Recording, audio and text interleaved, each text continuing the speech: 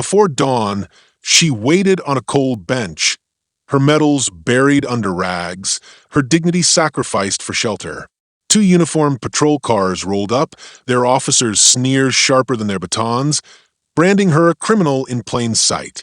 They frisked her memory as violently as they did her coat, stripping away respect with every accusatory glance. Her voice trembled when she spoke of service, their laughter echoed louder than her battles ever did. In that shattered moment, a decorated soldier became nothing more than a target, her pain a spectacle for those blind to her valor.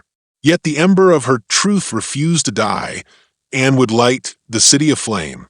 Watch until the end to see how this incredible story unfolds, and let us know what time you're watching today.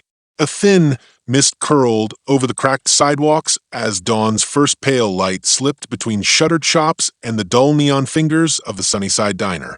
The air smelled of oil, old engine grease, mixed with the faint sweetness of donut glaze left over from last night's rush. Beneath the diner's faded sign, a lone figure sat on a chipped wooden bench, her back pressed against cool brick.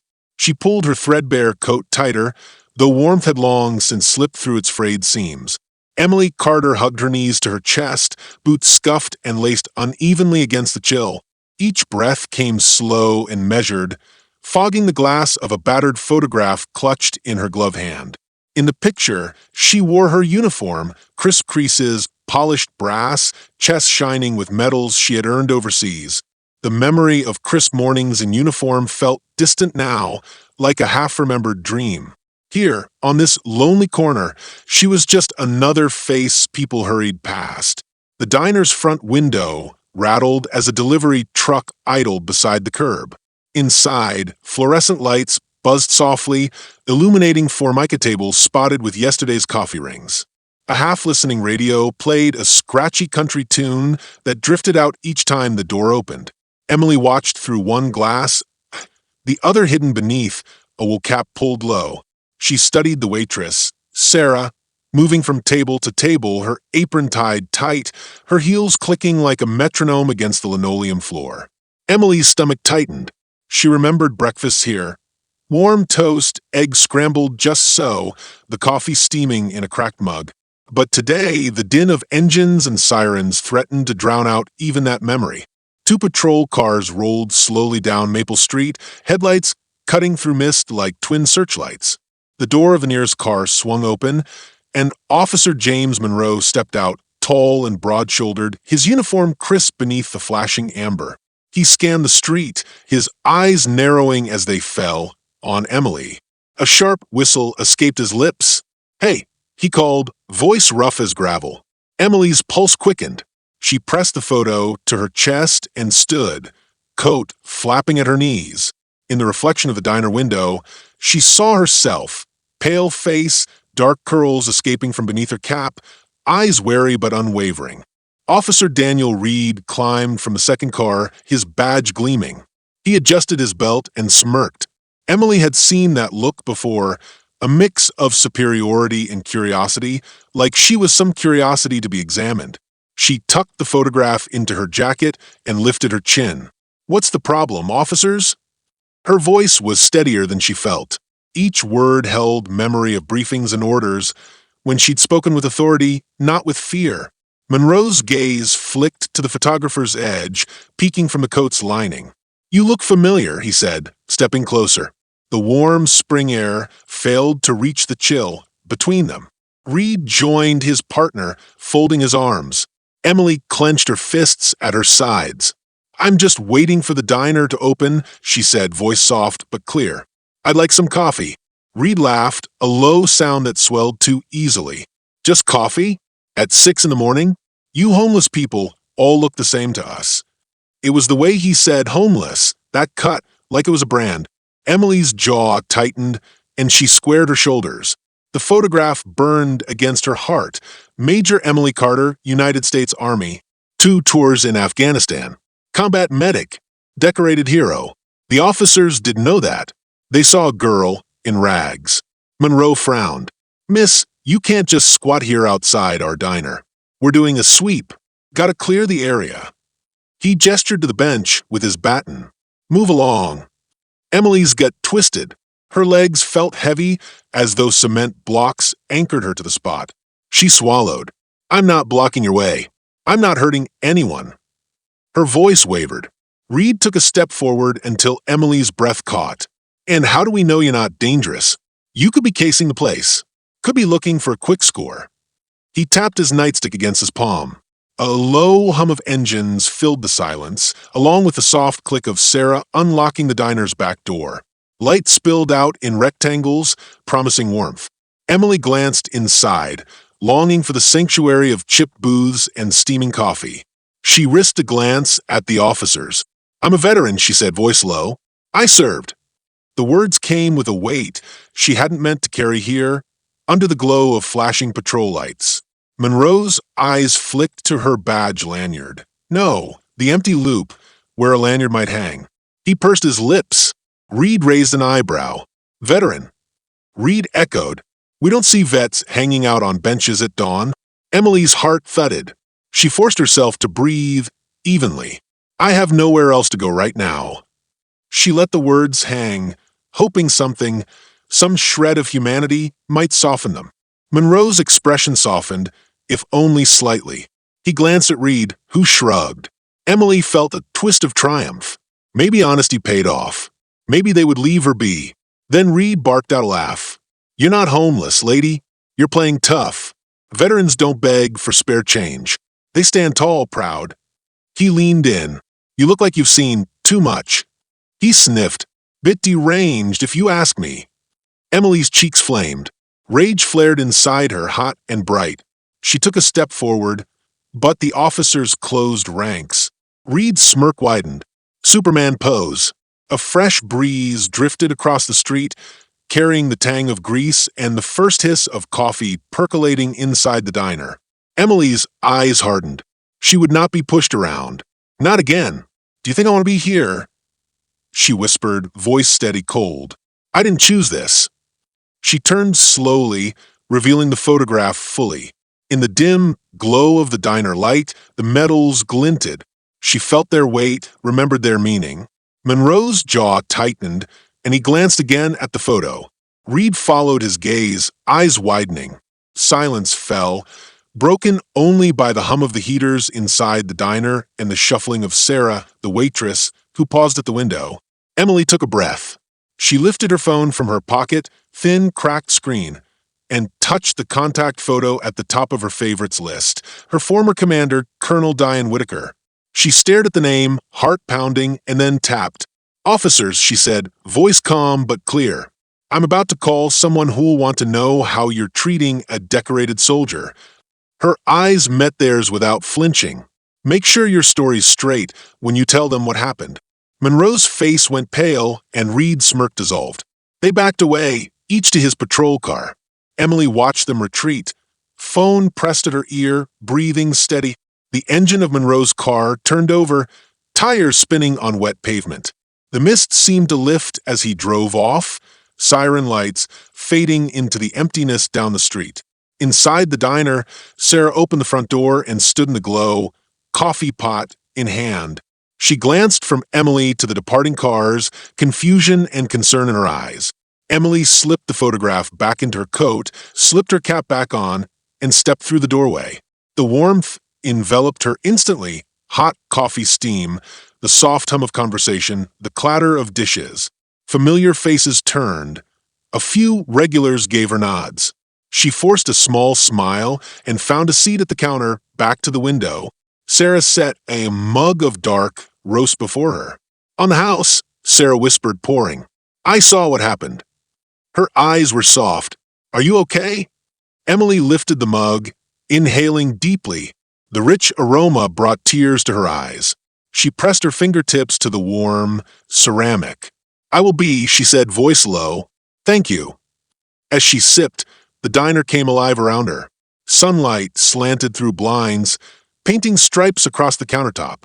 The radio shifted to morning news, a familiar anchor voice filling the space. Emily's mind churned with memories, the hum of helicopters, the roar of gunfire, the weight of lives in her hands. Now, in this quiet moment, she held only a chipped mug and a photograph of and the story would change. For Emily Carter, the peaceful morning at the Sunnyside Diner was only the beginning.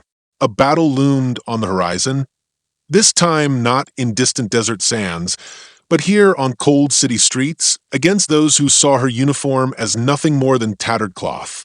She straightened her back, lifted her chin, and eased the mug to her lips. The fight was just starting, and she was ready. The sun had only just crested the rooftops when Emily Carter stepped out of the Sunnyside Diner, the morning light warming her face like a benediction. Steam curled from her coffee mug as she pocketed the chipped ceramic, and she tucked her wool cap lower against a brisk wind. Behind her, Sarah, the waitress with the kind eyes, watched from the doorway. Emily nodded once, a silent thank you, before turning down Maple Street, footprints trailing in the thin mist. Every step felt weighted by yesterday's confrontation. The memory of Officer Monroe's pale face and Reed's deflated smirk lingered like a bruise under her ribs. She'd thought the call to Colonel Whitaker would settle things, that a single conversation would be enough to remind the city of her service, of her right to occupy even the most forgotten corners. But as she walked, she realized how deeply the prejudice ran. It was not just two officers who saw her as a scavenger. It was a system built on assumptions, on the habit of writing people off once their uniforms were folded away. Emily's path took her past the shuttered strip of storefronts that led to the old veterans' shelter.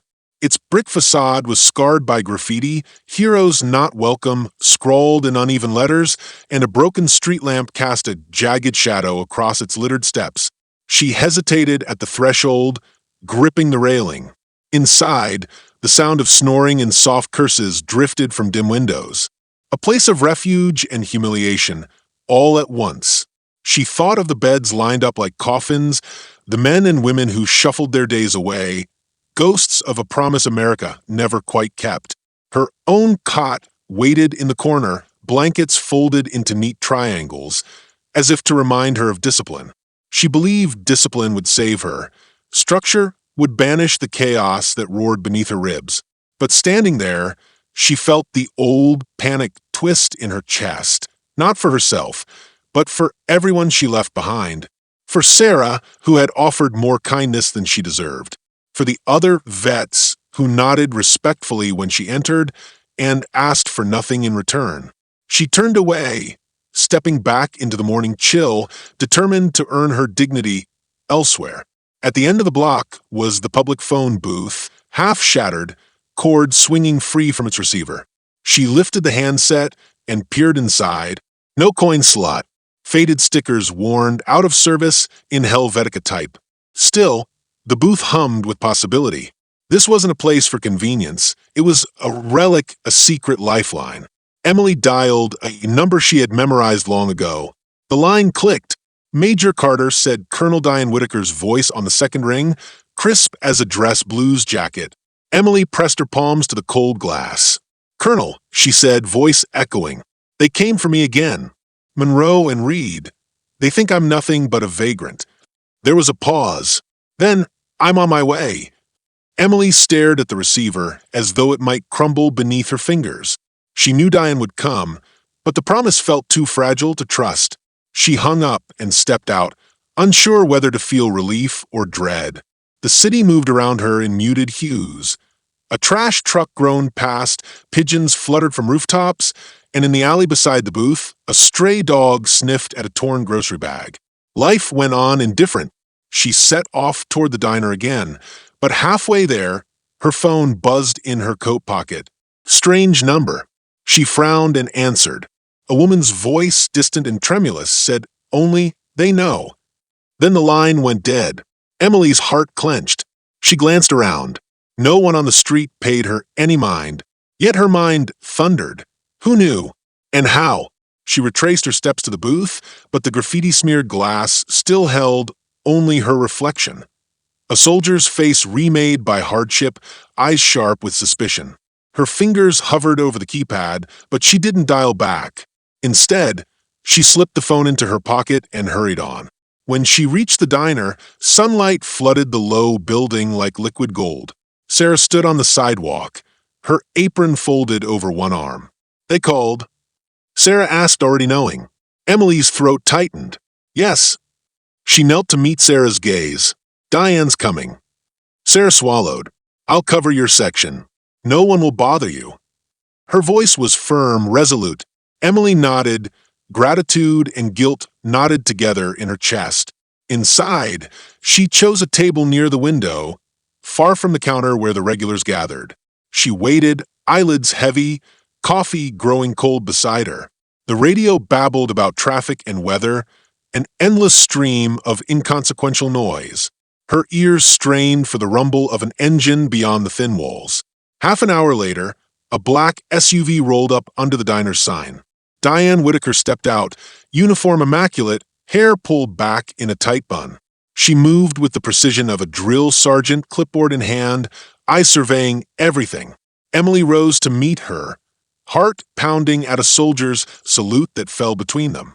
Emily, Diane said, voice softening as she caught her old protégé's arm and guided her inside. Tell me everything. They slipped into a booth at the back, away from prying eyes. Diane's presence was both comforting and unsettling. She represented order and authority, but also the military machine that had sent Emily on those tours, the same machine that had discarded her when she returned. Emily leaned forward. They nearly arrested me. She recounted Monroe and Reed's words, her temper squeezed tight until she'd conjured the photograph and the call. Diane listened without interruption, eyes flicking to the door each time it opened. When Emily finished, Diane's jaw clenched. She slid a manila envelope across the table. I've pulled your records. I've spoken with Internal Affairs. Those officers will be suspended pending investigation. Relief washed through Emily in fleeting waves, replaced quickly by unease. Thank you, she whispered, but her voice wavered. Why is their behavior so brazen? Diane's expression darkened. They've been doing worse behind closed doors, using street sweeps to cover up evidence of misconduct. I'm building a case. She tapped the envelope, but they're protected by someone higher up. If we move too fast, the files go missing and witnesses disappear. Emily's pulse hammered. Who? Not sure, Diane admitted, but we're getting close. Before Emily could press further, a crash cut through the diner's hum. The back window shattered inward, glass spraying like ice crystals. Sarah screamed. Patrons ducked beneath tables. Emily bolted upright. A figure staggered through the jagged opening. A young man in a waiter's vest, chest heaving, eyes frantic. Blood seeped through the front of his crisp white shirt. He collapsed at Emily's feet. What happened? Emily cried, dropping to her knees. The man's gaze locked onto Emily's. In his eyes was recognition, terror, and something more, a pleading cry that splintered her heart. I'm sorry, he gasped, voice ragged. They said, don't trust her. His hand fluttered like a wounded bird, pointing at Diane, who jumped into the aisle, hand at her hip where Emily knew a pistol lay hidden. Diane's eyes found Emily's calculation flickering across her features. Then she strode toward the shattered window, lifted her phone, and barked into it. Emily scrambled after the wounded waiter, pressing a sleeve to his chest. Who told him? Who attacked him? Emily demanded, voice trembling. The man coughed, life leaking from his lips. It's Sarah. Emily's blood ran cold. Sarah, who had promised to protect her. Sarah, with gentle eyes and steady hands. She glanced at the waitress standing frozen behind the counter, apron stained with ketchup. Sarah's lips moved, and tears glistened on her cheeks. Sarah. Emily whispered, horror dawning. Sarah's head bowed, and she nodded once, slow as a death knell. The diner's lights flickered. The radio sputtered and died. Outside, sirens wailed in the distance, growing louder. Emily's heart pounded a rhythm of betrayal and alarm. Diane took a single step back from the window's jagged frame. Phone still pressed to her ear. The wounded waiter sagged, eyes focusing on Emily. She wanted your help, he managed before his hand fell limp. Emily wrapped trembling fingers around his wrist. No pulse. Blood pooled beneath his head, dark and final. Sarah let out a sob that shattered the stunned silence. Emily's breath caught in her throat. She looked from the corpse to Diane's rigid form, to Sarah. The entire diner watched her, eyes wide with fear and confusion. Emily lifted her chin, voice steady despite the tremor beneath. "No more secrets," she said. "No more hiding." As the sirens grew, deafening, she knew her battle had become something far larger and far more personal than she had ever imagined. And somewhere in the rising chaos, the real enemy watched, cloaked in innocence, ready to strike again. Emily sat alone in the back room of the diner long after the ambulances had come and gone. The fluorescent light flickered overhead, tracing her pale face in shifting shadows. Her uniform shirt lay folded on the table, crisp white fabric now stained with blood and dread. She pressed both hands flat on the wood, as if she could push through it and fall into some quieter place. But there was no refuge. Not here, not anywhere. She could still hear Sarah's sobs echoing down the hall, a sound that shredded Emily's heart in two. How did it come to this? She had trusted Sarah more than anyone since she left the army. Sarah had brought her coffee without question, offered spare blankets, even shared stories of her own late-night struggles when she was a single mother scraping by. Sarah's kindness felt sacred, a reminder that people could still care. But the dead waiter's bloodstain had betrayed that illusion. Sarah's betrayal wasn't just a knife in Emily's back, it was ice in her veins. Emily rose and moved to the small window overlooking the street. Police tape fluttered in the early afternoon breeze, carving yellow lines across cracked pavement. Patrol cars sat like silent judges under the diner sign. Through the haze of window dirt, she saw Officer Monroe standing beside Diane Whitaker, their heads bowed in earnest conversation. Reed leaned against his cruiser, arms folded, watching the diner as though waiting for a show to begin. Emily closed her eyes. Diane. She trusted Diane, too, once, her mentor, the one who had guided Emily through her darkest days overseas. Yet here she stood, calmly overseeing the aftermath of a crime that cut into Emily's life so deeply. Had Diane known? Did she orchestrate this to push Emily into some path she'd chosen? The thought made Emily's stomach twist. Footsteps sounded behind her. She turned to see Sarah, face streaked with tears and mascara, clutching her apron like a shield. "Emily," she whispered, voice raw. I'm sorry." Emily took a breath of the stale, coffee-scented air. "Why?" she asked, not sure she wanted the answer, but needing it more than anything.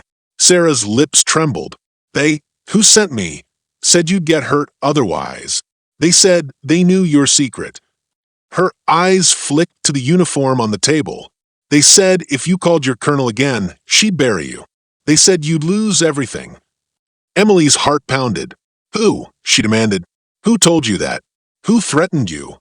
Sarah shook her head, tears splattering onto the floor. "I don't know. It was a man in a suit. He came in 2 nights ago, just before you showed up. He gave me money, said if I kept you close, he could—" She swallowed hard, voice catching. "He could watch your moves. He said you were dangerous." "Dangerous?" Emily echoed, dread coiling in her gut. "Dangerous how?" Sarah hesitated, jaw working. "He said you might expose some things. About the colonel, about investigations. He said you'd ruin careers." Emily's chest tightened. "Diane's investigation," she said softly. "He was talking about her?" Sarah's eyes widened. "Yes, he said Colonel Whitaker was digging into dirty cops, that her files would expose more than she expected, and that you were her key." Emily's mind whirled. Diane had admitted someone higher was protecting Monroe and Reed. Emily had assumed it was a city official or police chief. But what if it ran deeper into the army itself? What if Diane's chain of command wanted the case shut? And what if Emily, comfortable in her role as whistleblower, had become a pawn? She sank beside Sarah, voice barely above a whisper. "Did he give you a name?" Sarah closed her eyes, tears shining. "No, he wore a dark suit, a black tie. He said he worked for powerful people, the ones who didn't want their secrets uncovered." Emily stared at the uniform shirt on the table, at the medals stitched onto its breast pocket. Medals for valor, for saving lives. And now the uniform has become a target. a beacon for everyone who feared the truth. From the hall came the low click of Diane's heels. Emily stood, turning to face her. Diane's expression was controlled, professional. But in her eyes, Emily saw a flicker. Regret? Guilt? Or was it calculation? "Emily," Diane said, voice soft but firm, "I need you to come with me." Emily shook her head. "Not until I know what's happening. Why are you standing with Monroe? Why did you let Sarah go back inside, knowing she'd be confronted?" Diane's eyes narrowed. "I did what I could. Colonel Carter, this is bigger than the diner, bigger than us. They survey every move I make. I need you safe, out of the line of fire." "I'm not safe anywhere," Emily said, anger rising. "Not while I'm alive. Not while I'm the one with answers." Their eyes locked across the table, two soldiers, each bearing the scars of invisible wars. Finally, Diane turned, her shoulders straightening. "All right," she said. "You want answers? Let's go somewhere private." Emily nodded, grabbing her jacket. Sarah watched them go, tears still glistening on her cheeks. They drove in silence through the city's gray morning light. Diane's SUV moved smoothly through traffic, windshield reflecting the jagged skyline. Emily sat in the passenger seat, ankles crossed, heart hammering. She replayed Sarah's confession, the waiter's dying words, Diane's own hesitations. Each clue felt like a fragment of a puzzle she had no hope of solving.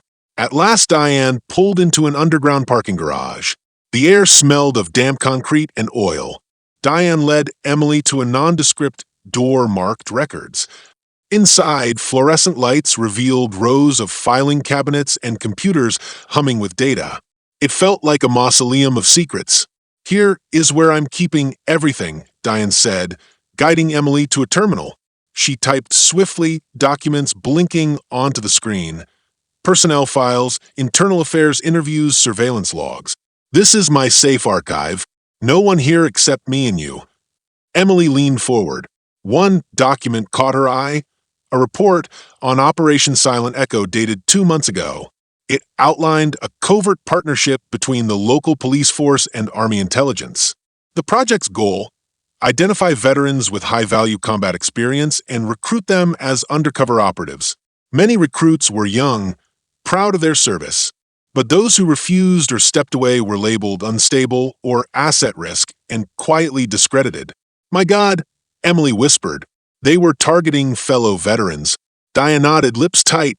They planned to use them as informants on social workers, homeless shelters. If anyone got in the way, they'd paint them as disloyal, even mentally unfit. It's the perfect cover. She swiped another file into view, a list of names. Sarah was on this list. "I didn't know until last night." Emily's blood ran cold. So, Sarah, she was coerced. But why kill the waiter? Diane's face went grim. He was an informant too. He tried to resign. They made an example of him to scare the rest. That's why Sarah broke. She knew they'd kill her if she didn't follow orders. Emily stood abruptly, chair clattering behind her. "We need to expose this," she said. "All of it." Diane closed her eyes. "We can't. At least not yet. The files here won't hold up against classified clearance. And once the leaks start, they'll come for us both." Emily paced the small room, fists clenched. She felt every metal on her chest, every promise she had sworn to uphold. "So, we stay hidden until we can gather proof? Until we can find someone higher who cares enough to act?" Diane met her gaze. "Exactly. But we need more allies. I have one person in mind."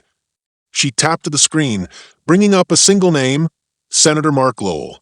"He's got a reputation for fighting corruption, and he owes me a favor." Emily exhaled, tension easing slightly. "Okay, we reached out to him, but we need to protect Sarah, and we need to warn any other vets who might be next." Diane nodded, shoulders relaxing. "We'll set up a safe network. It starts with you." She reached out and clasped Emily's hand. "You're the linchpin, Emily. Your story, your service, that's what will cut through the lies." Emily closed her eyes, feeling the weight of responsibility settle on her shoulders. It was heavier than any pack she had carried overseas. But she had never backed down from a mission. This one demanded more than courage. It demanded trust in Sarah. I'm sorry you had to go through that. She reached out, and Sarah's shoulders shook as they met. I'm sorry, too, Sarah whispered. I thought I was protecting you. I didn't know. Emily pressed a finger to Sarah's lips. You protected our secret, and that almost killed you. From now on, we will protect each other. No more orders from strangers. Sarah nodded, tears slipping free. What do we do? Emily placed a hand on Sarah's shoulder. First, we heal. Then we fight back, smart, together. She glanced at the shattered window, then at the empty chairs. And then we take this battle to the people who started it. Sarah drew a shaky breath, resolving flickering in her eyes. I'm with you. Emily squeezed her hand. Good, because I'm not going anywhere. They stood side by side as the sun dipped low, painting the diner's worn sign in gold. Within those walls, trust had been broken and reforged. Out there, hidden enemies waited, but inside, a new alliance was born, stronger than any uniform, united by truth and the fierce bond of shared struggle. Emily eased through the unmarked door of the safe house, a low-ceilinged basement beneath an old brownstone, and inhaled the heavy, musty air. Dust motes drifted in slanted beams of afternoon light seeping through narrow windows near the ceiling. The room was sparsely furnished. A folding table, 3 pack-and-plays stacked in the corner, and a single lamp whose bare bulb cast sharp shadows against the concrete walls. Diane Whitaker stood beside the table, her posture taut, military precise. She laid out manila envelopes and a small voice recorder. Emily's pulse fluttered in her throat. This was it. The meeting with Senator Mark Lowell. They had prepared months for this moment, gathering affidavits, witness statements, and surveillance footage exposing the conspiracy known as Operation Silent Echo. Tonight, they would hand over the evidence to Lowell, the final piece in their strategy to force an official inquiry and dismantle the corrupt network ensnaring veterans like Sarah, Emily, and too many others. Diane shot Emily a quick glance. He'll be here any minute. Her voice was calm, but Emily detected a tightness around her eyes. They sat at the table, the envelopes arranged like fragile artifacts, each bearing the name of the victim, each brimming with proof. Emily fingered the edge of one envelope labeled Shelter Sweep, April 12th. She pictured the homeless veterans only a heartbeat away from disappearing, thanks to Monroe and Reed's brutal tactics. The injustice burned her chest. She drew in a steadying breath. A distant rumble of tires reached them through the thin walls. Emily rose and peered through the tiny window. It was Senator Lowell's black sedan, idling in the alley. When the engine fell silent, she opened the door and greeted him. He was exactly as Diane had described, tall, silver-haired, impeccably dressed in a dark suit, eyes sharp behind wire-rimmed glasses. He clasped Emily's hand with an almost paternal warmth. Major Carter, he said, thank you for meeting me under such delicate circumstances. Emily nodded, swallowing the knot in her throat. Sir. Lowell stepped inside and surveyed the basement. His gaze flicked to the envelopes on the table, then settled on Diane. Colonel Whitaker, still risking your career for truth. Admirable. He turned to Emily. And you, your bravery in the din of danger is legendary. I assure you, everything you bring me tonight will be safe. Diane gestured for them to be seated. Senator, these documents detail abuses within the city police and Army intelligence's collusion, Operation Silent Echo. We have statements from 5 veterans, internal affairs logs showing evidence suppression, and recordings. She clicked on the recorder. A trembling voice stifled sobs, named names, the corrupt officers, their protectors, the mid-level Army bureaucrat who had greenlit the project. Lowell listened with an inscrutable expression. Emily's heart thrummed with hope. At last, the truth would surface. When Diane fell silent, Senator Lowell nodded gravely. This is powerful material. It will rock the Capitol. He slid the recorder into his jacket pocket and reached for the envelopes. Emily leaned forward. You'll file this officially? Launch a formal investigation? Lowell held up a hand. These things take time. The wheels of Congress grind slowly, but when they turn, they can crush entire institutions. He placed the envelopes into a slim briefcase. However, his voice dropped to a whisper. I must warn you, there are interests within the Pentagon and the mayor's office with more sway than our committee. Once this goes public, there will be countermeasures, lawsuits, smear campaigns, maybe worse. Diane exchanged a glance with Emily. We've anticipated pushback. Lowell closed the briefcase with a sharp click. Good.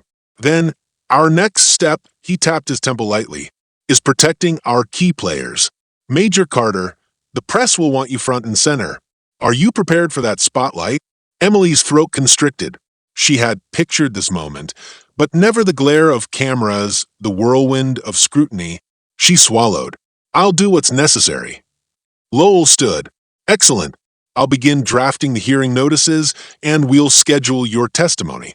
Until then, stay hidden, stay safe. He nodded to Diane.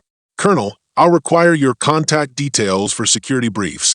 Diane produced a card from her breast pocket, handing it to him. He tucked it into his wallet, offered a professorial smile, and turned toward the door. I'll be in touch. But instead of exiting, he paused in the threshold. His hand drifted to his lapel, where a thin wire disappeared beneath his jacket. Diane narrowed her eyes. Emily stiffened. Before either could speak, Lowell spoke softly, almost under his breath. I wish you'd listen a little more carefully to your colonel, Major. Sometimes obedience is the only path to survival. His tone, patronizing, veiled, sent a chill through Emily. She exchanged a puzzled glance with Diane. Lowell turned, closed the door, and the basement fell into near silence, the only sound of their collective breathing. Diane strode to the door and tested the handle. Locked. She jerked back, eyes wide. He locked us in. Emily's heart pounded. Why? Diane took a step toward the table. That wire, everyone in his office, is recorded, and he still has power over the locks. Emily whirled. Suddenly, the basement lights blinked and died, plunging them into darkness. The single lamp at the table flickered and buzzed out. Emily's fists clenched in the dim, red glow of the emergency battery pack. Footsteps echoed outside. A heavy bolt slid back. The door opened. Two men in suits stepped in, stern, expressionless. They carried briefcases and wore earpieces. One clicked a small torch, illuminating their faces, pale, efficient, unsmiling. Major Carter, Colonel Whitaker, the first man said. Senator Lowell regrets he must cancel tonight's meeting. He's forwarded your documents to the Pentagon for secure review. By morning, everything here will be under government seal, no public hearings, no testimony. Emily's blood ran cold. You can't do that. The other man snapped an attaché closed, the sound echoing like a gunshot. Under executive privilege, we can. You're in violation of the Espionage Act for leaking classified materials. He tapped the briefcase. These evidence files are confiscated as national security assets. Diane advanced, voice like steel. You're lying. These aren't classified. They're officer conduct records. You have no jurisdiction. He raised a hand. You'll both come with us. We'll ensure you're debriefed. Then you'll return to your duties while this matter is adjudicated internally. Emily felt her knees weaken. She glanced at Diane, her mentor, her ally, only to see uncertainty flicker across her unwavering exterior. The first man clipped handcuffs to Emily's wrists with startling speed. Major Carter, you are under arrest. Panic snapped through Emily. No. She jerked her arm, but the cuffs bit. Red welts bloomed on her skin. Colonel. Diane's jaw clenched. She reached into her pocket and whispered fiercely, "Code Black," before pressing a hidden button on the table. Immediately, the brick walls shuddered with a mechanical roar. Panels slid aside to reveal shelves of weapons and encrypted radios, an arsenal hidden in this secret basement. Diane swept a sleek sidearm into her hand and leveled it at the intruders. The men in suits hesitated. Emily's breath caught. She had never seen Diane draw a weapon outside of a simulated drill. Eyes cold, Diane said, "You want us in custody? You're welcome to try." The intruders exchanged a glance, then backed away slowly. The first lowered his eyes. Senator Lowell will be notified. Emily staggered forward, wrists still bound. "Diane, why?" she whispered. "Why lock us in?" "Yes, and now the real war begins." She met Emily's gaze. "We'll take the fight to them, no more negotiations." Emily's chest swelled with renewed purpose. The betrayal cut deep, but it ignited something fierce in her. "Let's show them what happens when they cross a veteran." Together, they moved toward the arsenal. The basement's hidden cache was no longer a secret safeguard. It was the starting line of a battle they could no longer avoid. Out in the world above, alliances would shatter, truths would burn, and Emily Carter would no longer wait for rescue. She would take charge of her own destiny, doors locked or not.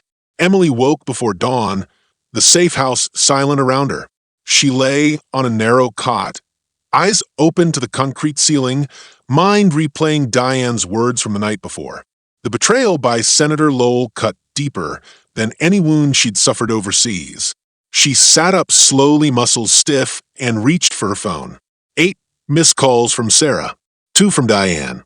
Her chest tightened. Sarah must still be reeling from what happened at the diner. She dressed in the dark, tugging on her uniform shirt and jeans, lacing her boots with mechanical care. Outside, the city slept under a blanket of fog, indifferent to the secrets hidden in its underbelly. Emily found Diane in the small kitchen, heating coffee in a battered pot. Diane's face was drawn, her eyes shadowed. "I'm awake," Emily said softly. Diane pressed a mug into her hands. "We need to move soon." Her voice was calm but firm. "Pentagon agents are questioning Sarah at the station. They want to pin the waiter's death on her. If they succeed, she'll take the fall and we lose our only witness." Emily's heart clenched. "We can't let that happen." Diane's gaze met hers. "I'll go to Cortlandt Street, your old safe route. You come with me, or you stay here and guard these files." Emily swallowed. Guarding files felt like hiding, but Diane had shown her how easily allies could turn. She forced the words out. "I'll go with you." They slipped through a back exit into the foggy dawn, Diane leading with practiced stealth. Emily's boots made no sound on cracked pavement. Behind them, the safe house door clicked shut. Their plan was to draw the Pentagon agents away from the station and free Sarah before she confessed under pressure. Emily's blood ran cold at the thought of Sarah behind bars, broken and alone. She pictured Sarah's gentle smile, the way she trusted Emily with her darkest fears. Emily would not let that trust evaporate. They reached the edge of the old factory district, where rusted metal and shattered windows hid in shadows. Diane signaled and slipped into an alley. Emily followed, breath visible in the cold. They moved like ghosts, heads down, until they emerged opposite the police station. 2 black SUVs were parked outside, engines idling. Uniformed officers were killed by the entrance, and a suited man with the crisp bearing of a Pentagon agent stood at the curb, phone pressed to his ear. Diane whispered, "Wait for my signal." Emily's heart pounded. She gripped the strap of her bag, fingers tightening around the handle of the pistol Diane had slipped her. She had never fired it, but its weight at her side brought a strange comfort. Inside the first SUV, Sarah sat between 2 agents, cuffs on her wrists. She stared out the window, trembling. Emily's breath caught in her throat. Sarah looked so small, so scared. Diane raised her hand. Emily counted 1 Mississippi, 2 Mississippi, and then Diane shouted, "Fire!" Suddenly, a burst of light flared from across the street, a single flare gun sending a red beacon skyward. The agents jerked their heads, alarmed. Diane sprinted forward, Emily close behind. The agents cursed and stepped back to the SUVs, guns drawn. Emily saw Sarah's eyes widen. They ran for the cars. Diane dropped behind the nearest SUV, pressed her pistol to the wheel well, and fired a warning shot into the air. The agents dove for cover, weapons raised, screams splintering the morning calm. Emily seized Sarah's arm and pulled her free as one agent tried to close the door. "Run!" Emily hissed, leading Sarah back toward the alley. They dashed down the street, feet pounding on wet pavement, sirens beginning to wail. Emily's lungs burned, but adrenaline sharpened her senses. She guided Sarah into a side street, Diane covering their retreat with precision shots at the tires of the SUVs, enough to immobilize them without maiming anyone. In seconds, the agents abandoned their vehicles and gave chase on foot. Diane called out, "Head for the river." They raced through narrow alleys until they reached the riverbank. Mist swirled over dark water and a lone barge droned by. Diane ducked behind a rusted freight container. Emily shoved Sarah down beside it. "Keep low," Diane whispered. Emily crouched, heart hammering. She wrapped her arms around Sarah. Sarah's face was ashen, her eyes wide. "I thought they'd kill me," Sarah whispered. "They're not going to," Emily said, voice firm. "We're getting you to safety." Footsteps and shouted orders echoed closer. Emily peered over the container's edge. Two well-built agents scanned the waterfront, guns raised. Diane tapped Emily's shoulder. "Time to move." They slipped from the container and melted into shadows, hugging the river's edge until the agents passed. Emily held Sarah's hand, guiding her to a small boat tied to a rotting post, one Diane had scouted the night before. The boat was shaky, but seaworthy enough. Diane cut the rope, and they climbed aboard. Emily pushed off, and Diane rowed with swift, sure strokes. The agents on the dock shouted and raised guns, but the distance grew too great.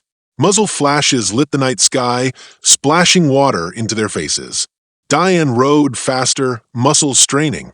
Sarah whimpered, arms tight around Emily's waist. Emily whispered, "You're safe." But she didn't believe her. Safe felt like a lie on this river, under armed pursuit.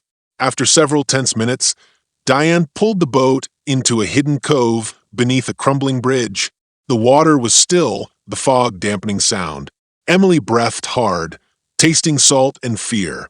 She looked at Sarah, her eyes closed, body shaking.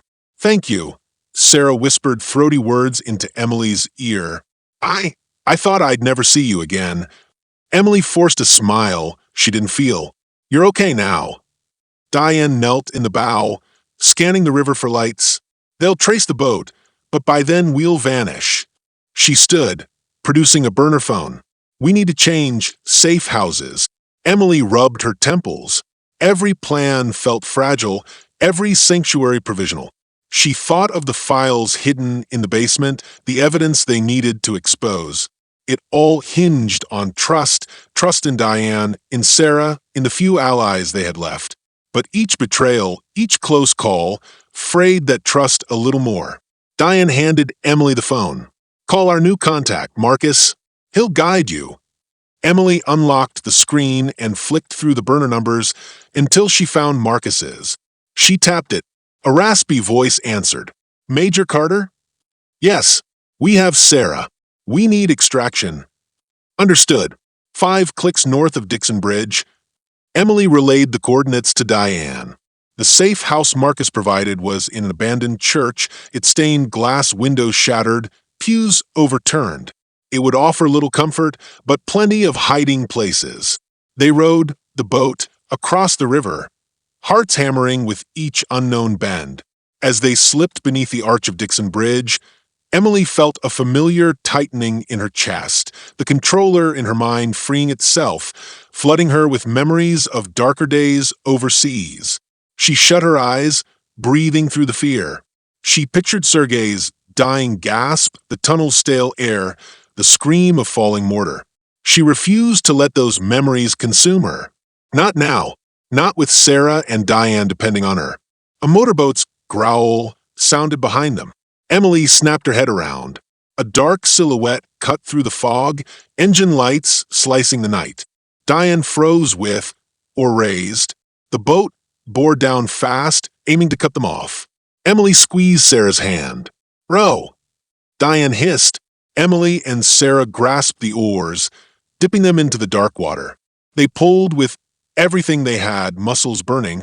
The pursuing boat gained. Emily spat out, a breath, chest heaving. "There." Diane pointed toward a thick stand of reeds clinging to the bank.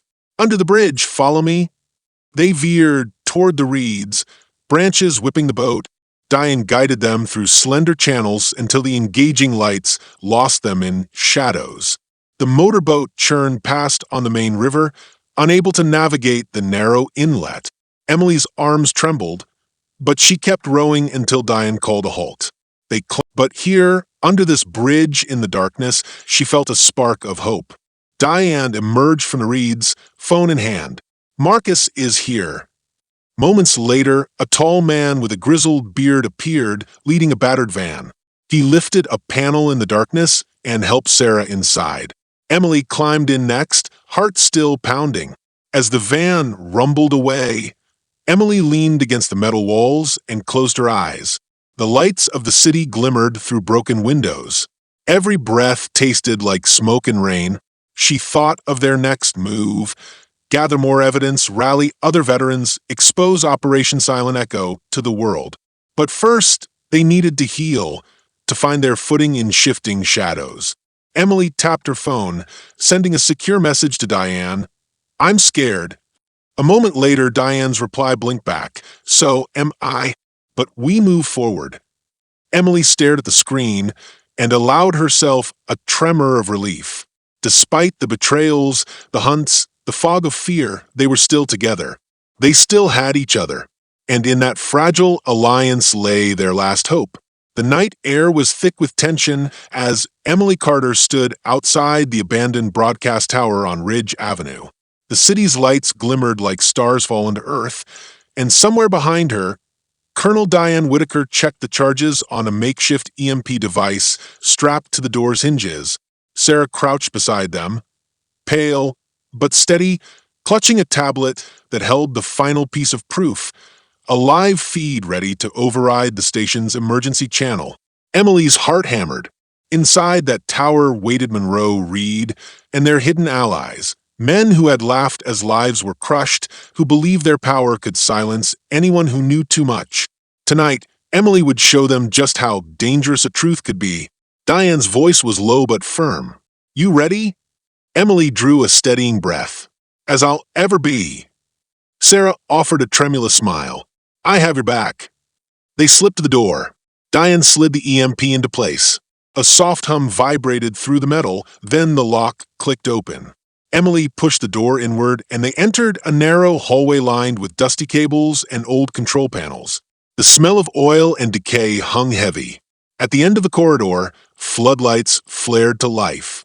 Monroe and Reed emerged, pistols drawn, faces pale with surprise. Behind them, two officers from Internal Affairs stood uneasy, their loyalties divided. "Major Carter," Monroe snarled. "You broke in." Emily stepped forward, voice ringing. "We're here to end this." Reed laughed, a brittle sound. "On whose authority? You don't have any." Emily lifted the tablet. Its screen glowed with the faces of veterans, of Sarah's trembling confession, of intercepted orders from the Army brass. She tapped the screen, and instantly the feed burst onto the tower's broadcast uplink. Across the city's emergency channels, every television flickered. News anchors stumbled as the screen split between Emily speaking live and the damning documents scrolling behind her. "People of this city," Emily's voice cracked with emotion, "tonight you will hear the truth about Operation Silent Echo.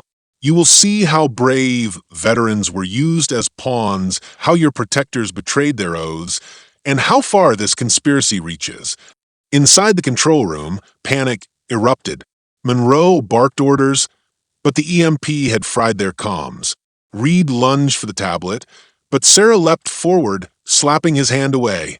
Diane moved like a shadow, knocking Reed's gun arm aside and twisting it until he dropped the pistol with a clang. Emily pressed on. These officers, Monroe and Reed, used street sweeps to intimidate and silence veterans. They bribed and threatened witnesses, and they killed to keep their secret. She held up a photograph of the dead waiter, his eyes frozen in fear. "This man died because he tried to walk away. This betrayal cannot stand." The feeds cut to recorded interviews. Veterans with missing uniforms, Sarah's tearful admission of coercion, Colonel Whitaker's testimony on chain of command pressure. Across living rooms and bars, people watched in stunned silence as the facade crumbled. Monroe staggered back, face ashen. Reed glared at Emily, fury blazing. "You think you're above the law?" he spat. "We'll have you arrested." Emily's gaze was icy. "You already tried that. Now the law is watching you." A sudden roar came from above, the station's backup generator sputtering, then dying. Floodlights dimmed. In the half-light, Diane strode to the door and reinforced it with a steel bar. Outside, distant sirens rose, a mix of patrol cars, news vans racing to report the hijacked broadcast, and the slow thrum of armored vehicles. Emily leaned toward Monroe and Reed. "You can surrender now, or you can face every charge the city will bring." Monroe let out a ragged breath. He looked at Reed. They shared a haunted glance. Reed's shoulders sagged, and he dropped his hands. Monroe slumped, head bowed. Emily exhaled, chest trembling. "Hand over your weapons and step away from the panel." As the officers complied, Sarah moved to the uplink console. She tapped a few commands, isolating the live feed so it could not be cut. On her tablet, she typed a message: "This feed stays live until the mayor and police chief come on camera to answer for their part in this." Emily nodded at Sarah. "Good work." In that charged silence, the door rattled. Heavy boots pounded from down the hall. Internal Affairs agents, led by Chief Investigator Brian Holloway. With them was Mayor Gloria Stanton and Police Chief Marcus Delgado, faces tense. Behind them, news crews pressed their cameras through shattered glass. Mayor Stanton's eyes widened at the broadcast behind Emily. "Major Carter," she stammered, "what is the meaning of this?" Emily stepped forward into the circle of light. Her uniform, once blood-stained but now pressed and neat, caught the glow. "Madam Mayor, Chief Delgado, you have to explain why you allowed our police to collude with Army intelligence, why you silenced investigations, why you let veterans be used and discarded." Chief Delgado swallowed. His voice broke. "We were given assurances by the Pentagon, classified, orders we could not question. We thought we were doing what was best for national security." Emily's gaze flicked to Diane. Diane straightened, shoulders rigid. "National security doesn't include framing your own citizens, sir. It doesn't permit kidnapping and murder." Holloway stepped forward, cuffs in hand. "Major Carter, Colonel Whitaker, you're cleared. I'm placing Monroe and Reed under arrest, along with anyone who obstructed justice." Monroe and Reed offered no resistance. They were led away, heads bowed, hands clasped behind them. Mayor Stanton raised her hands, voice trembling. "I will call for an independent commission. I will resign if I must, but we'll get to the bottom of this." Emily's chest ached with relief and exhaustion. She looked at Sarah, who gave her a small nod. Sarah's face had paled from fear to steel-sharp resolve. Outside, the broadcast continued uninterrupted. Families watched, neighbors gathered. No one could claim ignorance anymore. Emily addressed the cameras one last time. "This is not the end. It's the beginning of a new commitment to truth, to accountability, to those who serve and sacrifice. We must remain vigilant together." Behind her, Diane wrapped an arm around Emily's shoulders. They stood side by side, two soldiers who had walked different battlefields, now united in a fight for justice. The hum of generators returned as power was restored. News anchors regained their screens, but they no longer carried the official script. Instead, they interviewed Emily, Diane, and Sarah, heroes who refused to be silenced. When the final segment ended, Emily stepped away from the cameras. She sank onto a control room chair, exhaustion finally crashing through her adrenaline. Diane knelt beside her, offering a bottle of water. Sarah hovered nearby, silent support. Emily closed her eyes and whispered, "We did it." Diane brushed a strand of hair from Emily's face. "No, we did this together." Sarah touched Emily's arm. "I'll stand with you, always." Emily nodded, tears slipping free. The weight on her chest lightened, replaced by something gentler. Hope. In the days that followed, official investigations led to prosecutions, policy reforms, and the creation of a Veterans Oversight Committee. Diane returned to active duty, her career bruised but honored. Sarah became a leading advocate for homeless veterans, her name on pamphlets and posters urging the public to remember faces behind the uniform. Emily found herself on evening news programs and morning talk shows, but she preferred quiet moments. A steaming mug of coffee at the diner where it all began, the chipped bench on Maple Street now repainted, and the safe house to new beginnings, she said. Emily raised her mug, the warmth seeping into her palms. She looked at her friends, her family of choice, and at the river that had carried them through darkness. To tell the truth, Emily said softly, and to those who fight for it. They clinked their mugs together, the sound echoing across open water. At that moment, the battle felt over, but the work ahead was clear. A warrior's journey never truly ends. It simply finds new fields on which to fight. And Emily Carter, once homeless and hunted, now stood as a beacon, a testament to resilience, to the power of solidarity, and to the belief that even in the darkest nights, a single light can blazon the way home. The days after the broadcast moved with a strange lightness, as though the world itself had exhaled. Emily Carter found herself waking to ordinary sounds, a neighbor's dog barking, birds calling overhead, the distant rumble of morning traffic, and each familiar note felt like a gift. The legal machinery churned onward, arrests, hearings, press conferences. But for Emily, the real work began in quieter moments, the spaces between the headlines. She arrived at the Sunnyside diner before dawn, boots crunching in damp gravel. The chipped bench, where she had once sat invisible to the world, was now freshly painted, its pale blue surface gleaming beneath a single lamp. Even here, change has come. Inside, Sarah unlocked the door and greeted her with a shy smile. Emily slid onto a stool at the counter, and Sarah set a mug of coffee before her. Black, no sugar, just the way Emily liked it. The steam curled upward in lazy spirals, and for a moment Emily simply inhaled, letting warmth spread through her fingers. "I've got good news," Sarah said, quietly wiping a clean glass on her apron. Mayor Stanton announced new funding for the veterans' shelter, enough to keep the doors open all year, plus outreach programs. She tilted her head toward the bench outside, "And they're putting up a plaque in your honor." Emily's chest tightened. She wasn't sure she deserved a plaque. She'd only spoken truths that others had tried to hide. "That's wonderful," she managed, voice wavering with an odd mix of pride and discomfort. Sarah reached across the counter and squeezed Emily's hand. "You gave us hope." Emily nodded, the words echoing in her mind. Hope. She had fought for justice, but hope, real, living hope, was the most fragile prize of all. Later that morning, Diane Whitaker arrived in her government-issue sedan, lowering herself into the seat beside Emily. Her uniform bore new pins, commendations for exposing corruption. Diane offered a wry smile. "Who'd have thought we'd be heroes?" she said half to herself. Emily glanced at her friend. "We were always heroes, Diane. We just forgot to remember it." She paused, looking out the windshield at the city waking up. Children waiting at a bus stop, a paperboy cycling down the street, the diner's neon sign flickering off as the sun climbed higher. "I've got a meeting with the Veterans Committee this afternoon," Diane said. "They want your input on policy changes." Emily pressed her fingertips to the glass. "My input? I'm not a politician." Diane reached over and flattened a hand on Emily's. "You're better than politicians. You speak the truth." That afternoon, Emily stepped into a sunlit conference room where uniformed officers, social workers, and city officials gathered around a long table.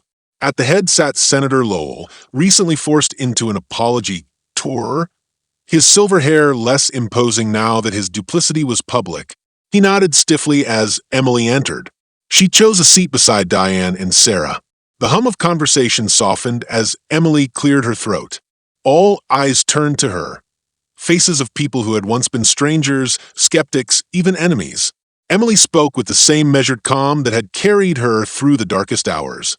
She outlined practical steps, a transparent oversight board composed of veterans and civilians, mandatory training for officers on veteran issues, protected channels for whistleblowers, mental health resources tied to service records. She described the shelter's needs, the gap between policy and practice, and the human stories behind every statistic. Each suggestion sprang from hard lessons of betrayal, fear, and resilience. As she spoke, Emily felt the weight of responsibility settle on her shoulders once more. But this time, the burden felt different, less like a battlefield trench and more like fertile soil. Here, she could plant seeds for change, knowing they would bear fruit long after she had moved on. When the meeting ended, Diane clasped her arm. "You were brilliant." Emily offered a tired smile. "I just told the truth." She drew a shaky breath. "I've been thinking a lot about that. Truth, power, what we owe each other." She glanced at Sarah, who gave her an encouraging nod. Late that evening, Emily returned to the veterans' shelter. The brick facade still bore the faded graffiti she remembered, "Heroes Not Welcome," but someone had painted over the worst of the letters. Inside, the corridor lights glowed softly, and the hum of conversation drifted through open doors. Emily paused in the hallway outside her old room, its door slightly ajar. She stepped inside and found Marcus, one of the veterans she had helped save, packing a battered duffel bag. He looked up, surprise and gratitude mingling on his face. "Major Carter," he said hoarsely. "I heard about the din, about the broadcast. I can't believe it." Emily knelt beside his cot. "You earned this, Marcus. Now, I'm here to make sure you have somewhere to go next." He smiled, tears brimming. "Thank you. Life's been a wreck, you know? I never thought," he shook his head, "I never thought anyone would fight for guys like us." Emily put a hand on his shoulder. "You're not guys like us, you're heroes." He nodded and zipped up his bag. "I'm heading to my sister's. She's in Ohio. Says I can stay until I get on my feet." He hefted the duffel and paused. "Can I pay you back sometime?" She stood, brushing dust from her jeans. "Just pass it on when you can." He saluted, the motion half boyish, half military crisp. Emily returned it heart full. As Marcus left the room, Emily lingered in the quiet. The shelter had felt like a tomb of broken promises when she'd arrived. Now it hummed with the promise of renewal. Walking back through the corridors, Emily reflected on the moral weight of her journey. She had pulled triggers, sometimes with her father's pistol overseas, sometimes with the threat of a colonel's authority at a diner. She had called in favors, staged break-ins, even tumbled through the law's gray areas to save the innocent. Yet for every victory, she had asked herself, at what cost? Was it right to bend rules for a greater good? To break doors to expose truth? Was she any different from those she had fought? That night, she sat at her kitchen table, the small apartment Diane had helped her secure, and opened a notebook. In neat handwriting, she began to write her reflections. "We live in a world of blurred lines. We teach soldiers to adapt, to improvise, to win. But when they return, those skills, stealth, subversion, force, become shadows they must outrun. I use those shadows to fight corruption. I broke laws to uphold higher ones, justice, truth, compassion. I feel the pull of guilt and the weight of necessity. Can a good deed absolve a wrong?" She paused, pen hovering. The question sat heavy on the page.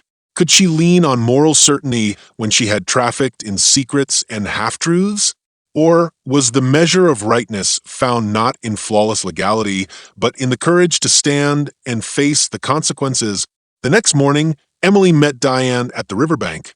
The sun had just risen, painting the water a pale rose. Sarah arrived with 2 steaming cups of tea. They stood together, 3 women forged by fire, each carrying her own scars. Emily drew in the dawn air. "I'm writing something," she said. "An essay, I think, about veterans and what we owe them, and what we owe each other." She cradled her mug. "I wanted to be honest about the cost of fighting for justice." Diane nodded, her gaze steady. "People need to hear that. Too often we hero worship and never hold up the mirror." Sarah sipped her tea. "And we need to show that hope doesn't come free. It demands work and sometimes sacrifice." Emily looked at her friends. Their faces, marked by trauma and triumph alike, held a shared conviction. She smiled, a peaceful warmth blooming in her chest. "I can't change the past," she said softly, "but I can shape what comes next."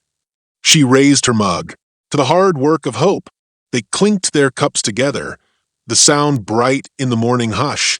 In the distance, a barge glided by, echoing old journeys and new horizons. Emily watched its wake dissolve into ripples and felt, for the first time in a long while, that her scars were not just reminders of pain but badges of resilience. As the sun climbed higher, they set off together, toward the committee meetings, the shelter, the streets that still needed change. Emily carried her notebook and a quiet determination. The moral cost of her mission would remain with her, a constant companion. But so would the knowledge that speaking truth, even in shadows, could light the darkest nights. And in that balance between the ghosts of war and the promise of dawn, Emily Carter found her truest calling.